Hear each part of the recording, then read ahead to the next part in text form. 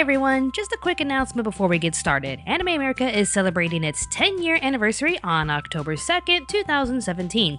As part of the celebration, we're asking you, the audience, to vote for your favorite top 10 lists and reviews. There are 2 links down below for both polls, so feel free to take a look at each one and vote for your favorite Anime America review and top 10 list. Thanks everyone, and I hope you enjoy the video.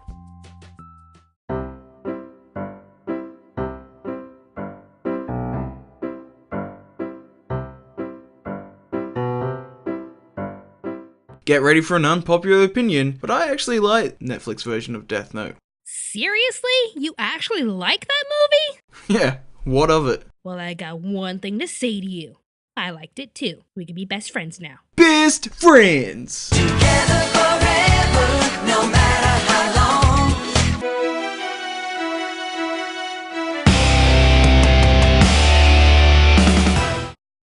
Death Note is a critically acclaimed classic anime created by Tsugumi Ohba and illustrated by Takeshi Obata. The original story follows a young man named Light Yagami discovering a mysterious book that can kill anyone around the world simply by writing their name down in the book. The story became a huge success with the manga, anime, Japanese live-action adaptation, TV drama, and a musical?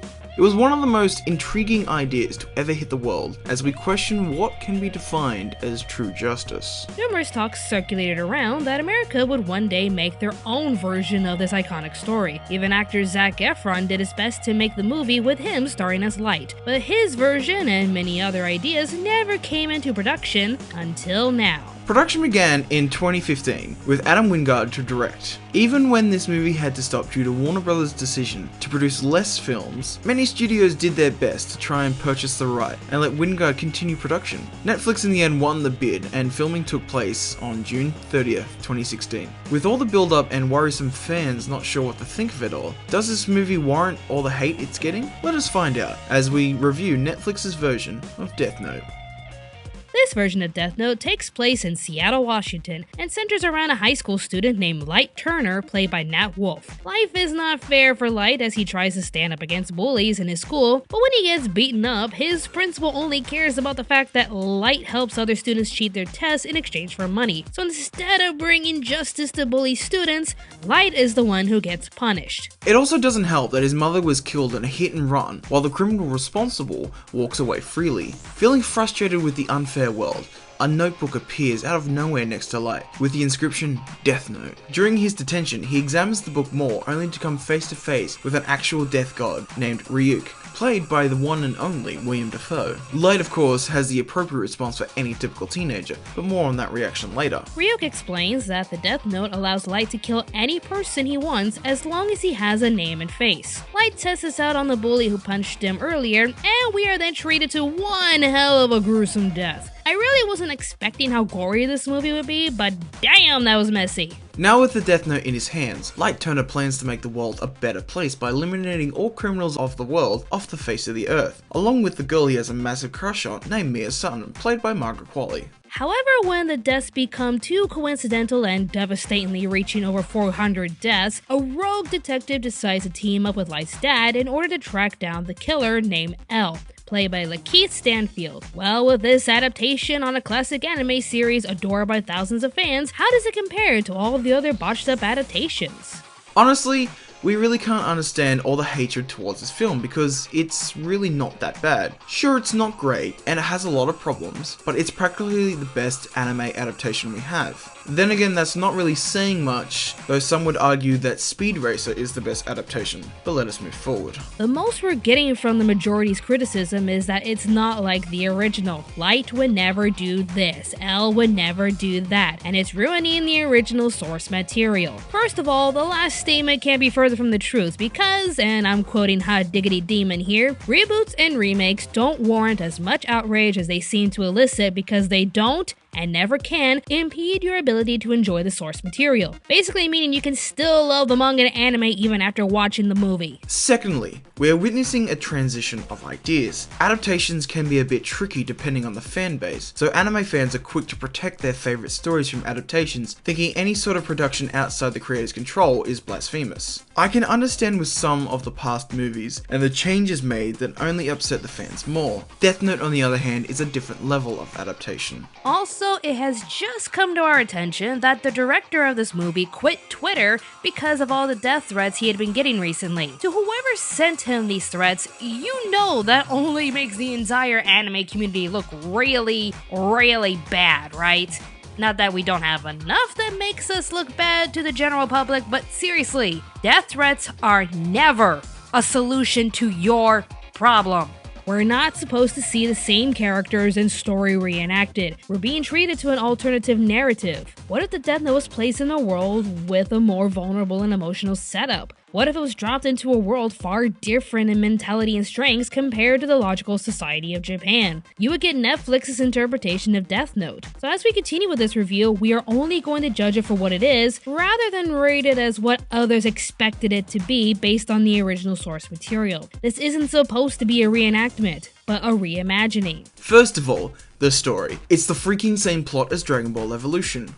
Holy hell, really? The bullied underdog who can't catch a break in life suddenly has his life turned upside down by some random miracle while also attracting the girl of his dreams. I can go on and on and on of how generic and bland Dragon Ball Evolution is, but of all the movies to use the plot, it at least works for Death Note. This is an American adaptation, so a basic plot that would more than likely happen in America works for this adaptation, unlike Dragon Ball Evolution. You can't make a generic high school gonna get the girl plot for Dragon Ball because it really doesn't fit the original narrative. However, in Death Note's case, the original narrative is still there. Ryuk grants Death godlike abilities through a book that any random person could use. The narratives match and the spirit is still there, but the stories and characters are completely different due to the change in setting. Japan's version would star a character like Yagami, but the American version would naturally have an emotional, vulnerable character like Turner. As we transition into characters, keep in mind that they're not supposed to be the same as the original. While they share similar names, these are characters put into a different scenario while being raised in a different setting. While Light Yagami is full of himself and feels justified in his killings due to his vast intellect and high sense of morality, Light Turner is being played as a victim character. He's raised to believe good things come to those who are good and smart, yet he is constantly being punished, bullies beat him up, teachers won't do a damn thing while punishing him for helping others cheat their tests, and his mother was murdered, to which the criminal responsible is still a free man. This to the general public makes Turner's actions more understandable and a bit more sympathetic compared to Yagami. Yagami was raised with a perfect family and is praised for being the smartest student in Japan, which gives the alter ego Kira a moralistic high horse with a firm, grasping, idealized sense of justice. Turner, on the other hand, has a personal reason to justify his actions, being a victim himself, which gives a different tone and perspective for this character. I've also been seeing this comparison shot all over Facebook and it's super annoying. Good God, yes.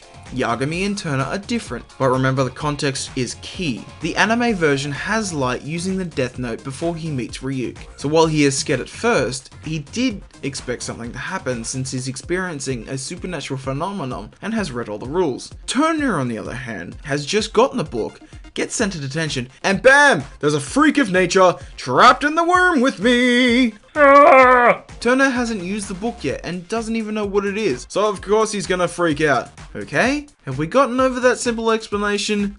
Good.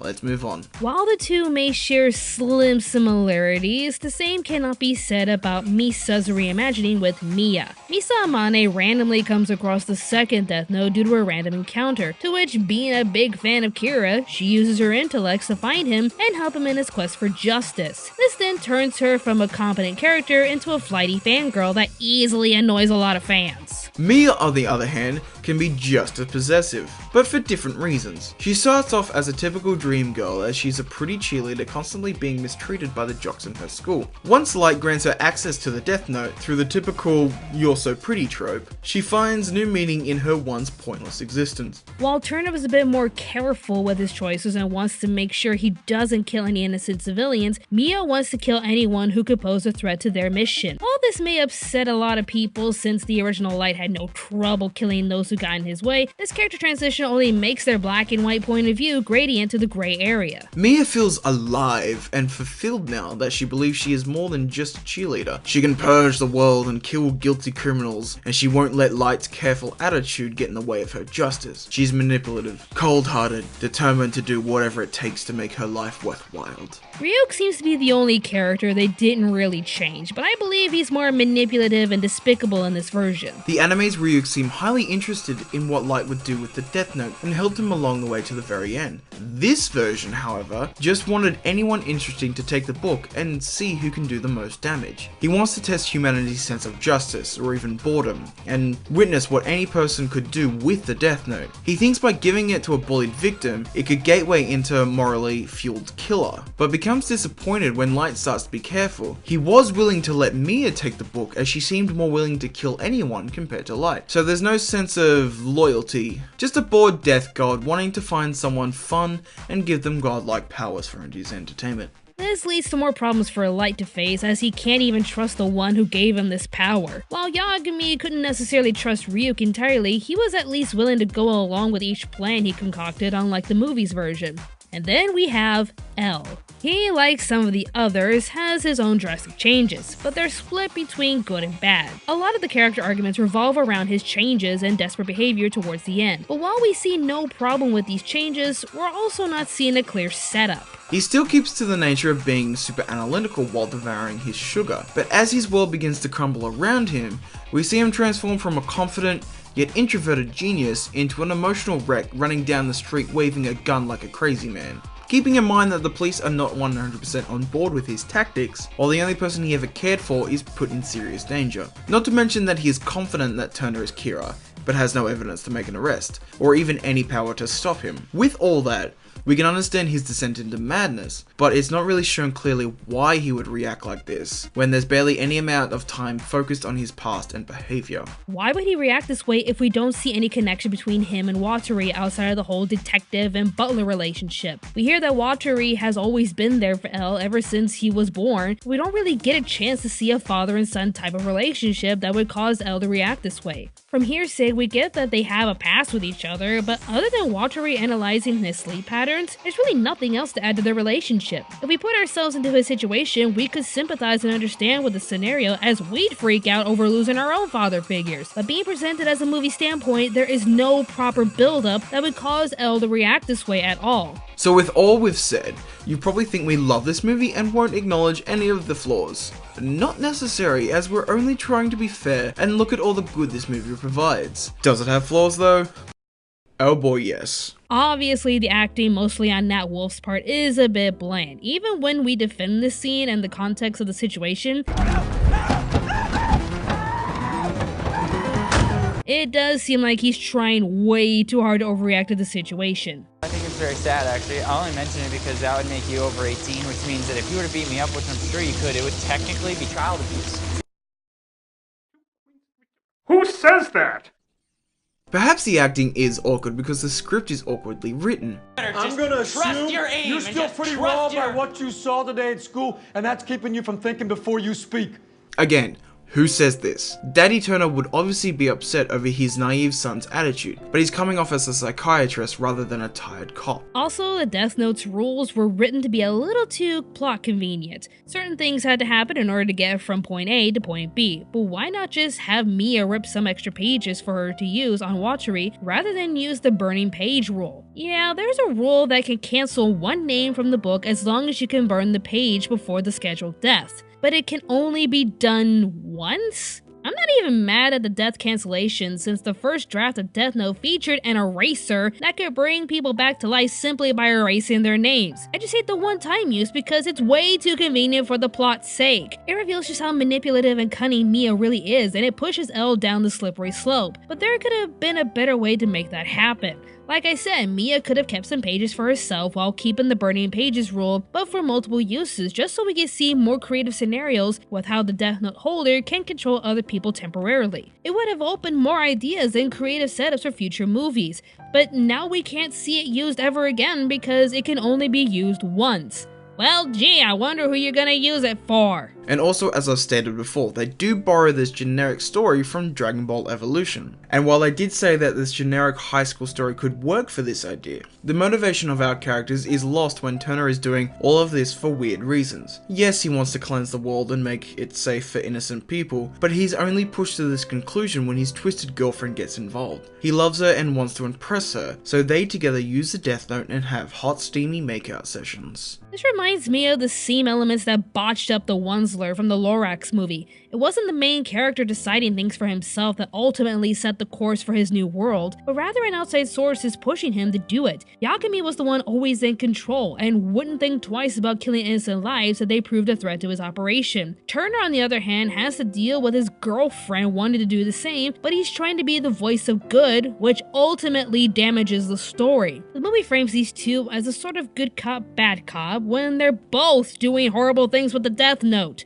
Turner is trying to frame it as good guys bringing justice to an injustice world, so we can't kill any innocent lives, but Mia wants to take action and kill anyone who gets in their way. Kind of a mixed message if you ask me.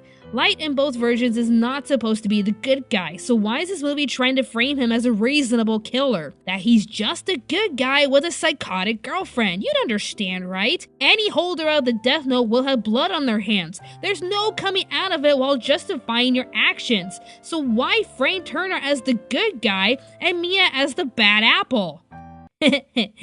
Apple. Maybe that's why Ryuk liked her. At the end of the day, this is an adaptation in our eyes that can only lead to bigger opportunities. We have the Japanese take on this idea, and now we have the American take, but it makes you wonder what the story would be like elsewhere, with the same idea but different settings. How about we stretch the idea and give the book to different people? What if a doctor had the book? What if a politician had the book? What if two people from different political sides each had their own Death Note? Okay. That's way too scary to even comprehend, but nonetheless, I want to see the world of Death Note expanded even more, but in different hands and in different settings. And to those of you who wanted a more accurate interpretation with politically correct characters and a story that follows the original story for the most part, you have that already. Granted, it wasn't that good, but it followed the original story a bit closer compared to the Netflix version. Plus, even they are expanding the world with different movies, including their newest movie, Light Up the New World. No matter the preference, you have a wide variety of options with Death Note. The manga, the anime, the Japanese live-action films, and the Netflix version. All different renditions meet the true heart of what Death Note is all about. A random person has the power to kill anyone in the world using a book and can easily get away with it. What happens next? With this review, we're going to be fair and rate this for what it presents. The Netflix movie Death Note is far from being a good movie, but it has a lot of great moments that don't really make it a bad movie. It's not perfect, but we like it for what it is and for meeting the true spirit of the original idea, and that's all we can ask for.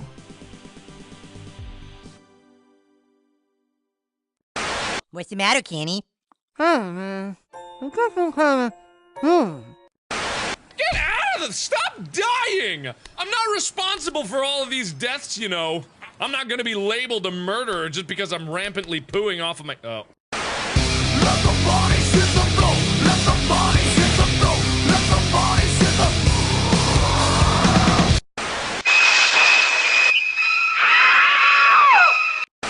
I love you.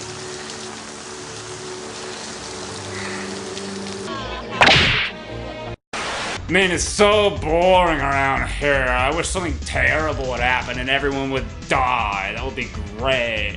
But I got a blank space, baby, and I'll write your name. Run, bitch! Run! Well, don't do it, Cartman. Well, I'm warning you. Okay. I'm getting pretty sick of him calling my mom. Well, cause I'm the bitch, she's the big fat bitch, she's the biggest bitch in the whole wide world. She's a stupid bitch, and everyone's a bitch, she's a bitch to all the boys and girls. Frankly, my dear, I don't give a damn. I chose my path, you chose the way of the hero. And they found you amusing for a while, the people of this city. But the one thing they love more than a hero is to see a hero fail, fall, die trying.